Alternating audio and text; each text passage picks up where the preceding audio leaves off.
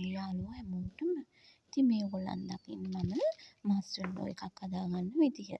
ඉතින් මේ මාස්මෙලෝ එක හදන්න මට උවමනා වෙන්නේ සීනි 250යි. ඒකල්ලවිලා ජෙලටින් ග්‍රෑම් 100යි.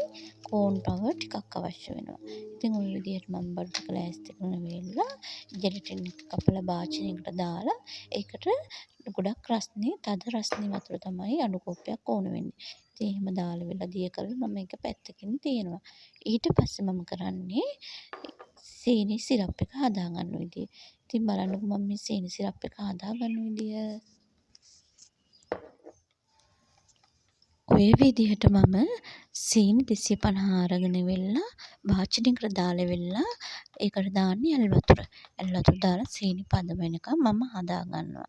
ඉතින් ඒ අතරේ මම මේ මාස්මෙලෝ එක දාන්න භාජනයක් ලෑස්ති කර ගන්නවා තෙල් ටිකක් ගාලා වෙලා. මේ ඔයගොල්ලන් දකින්නේ ඒක.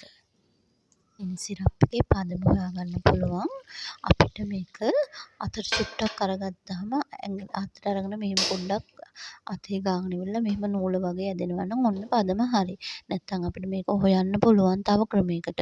මේක අපි හැන්දෙන් උඩට උස්සනකොට නූල වගේ උඩට පහළ එහාට වැටෙනවා නම් අන්න පදම හරි. ඉතින් ওই විදිහට තමයි සීනි පදම හොයාගන්නේ.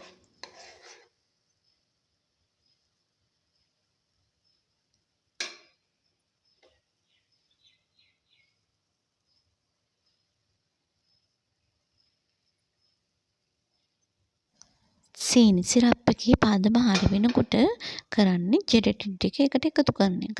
ඊට පස්සේ ওই විදිහට ජෙලටින් ටික එකතු කරලා ටිකක් ලිපේ තියලා සාමාන්‍ය ගානට තියලා මේ ඒ ජෙලටින් ටිකයි සීනි සිරප් එකයි පොඩ්ඩක් උතුරන ගතියට වගේ තියලා ඊට පස්සේ බාල වෙලා උණුවෙන්ම මේ භාජනයකට දාලා හොඳට බීටර් එක හොඳට හයි ස්පීඩ් එකේ තමයි මේක ගහන්න ඕනේ. වැඩිපුරම දාලා තමයි හොඳට ගහන්න ඕනේ. ඉතින් බලන්නකෝ මම හොඳට බීට් කරගන්න විදිහ හොඳට සාමාන්‍යයෙන් පැය භාගයක් විතර බීට් කරගන්න ඕනේ. මේක පදම හොයන්න පුළුවන්. බීට් කරනකොට අපිට අතට දැනෙනවා. හොඳට ඝනකමට වගේ බීට් රේස්සුවාම ඝනකමට වගේ වැටෙනවා නම් අන්න එතන තමයි පදම හරි. ඉතින් බලන්නකෝ ඔන්න ඔය විදිහට හදාගන්නකෝ. ඔයගලන්ට මේක කලර් දෙකකට උනත් හදන්න පුළුවන්. ඔයගලන්ට පුට් කලරින් තියෙනවා නම් කලරින් ටිකක් දාලා කලර් දෙකකට හදාගන්න පුළුවන්. ඉතින් මම මේ විදිහට කලර් දෙකකට තමයි හදාගන්නේ. නැත්තම් ওই විදිහටම හදලා ගන්නත් පුළුවන්. ඉතින් මම අර කලින් භාජනයක් ලෑස්ති කරගත්තන තෙල් ගාලා එන්නේ තෙල් ගාගත්ත භාජනයට තමයි මම මේක කලරින් එකක් එකතු කරලා දාගන්නේ. මං නිල් පාට පුට් කලරින් තමයි එකතු කරන්නේ. ඉතින් ওই විදිහට මම එක තට්ටුවක් සුදු පාටින් දාලා එක තට්ටුවක් නිල් පාටින් දානවා. ওই විදිහට ඔයගොල්ලොමුත් හදලා බලන්න. ওই විදිහට මම කලරින් එකතු කරලා කොටස් දෙකකට බෙදලා භාජනයට දාගෙන ඉවරලා මම මේක පිච් එකේ පැයක් තියනවා ඩීපිස්සර් එකේ.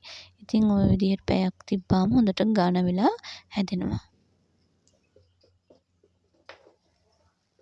පිච් එකෙන් මම මේක අරගෙන ඉවරලා මගේ ලෑල්ලට කෝන් පවර් දාගෙන ඉවරලා මේ දකින්නේ ඔයගොල්ලන් මම කපා ගන්න විදිය තමයි. ඉතින් ওই විදිහට ලස්සනට කෑලි කපලා ඒවල කෝන් පවර් ගන්න නැත්තම් ඇලෙන්න බලනවා. ඊට පස්සේ හොඳට කෝන් පවර් ගාගෙන කපාගෙන ඉවරලා රස බලන්න. ගිහින් එන්නම් තව ලස්සන වීඩියෝ එකකින් හම්බ වෙන්නම් ජේසු පිහිටයි.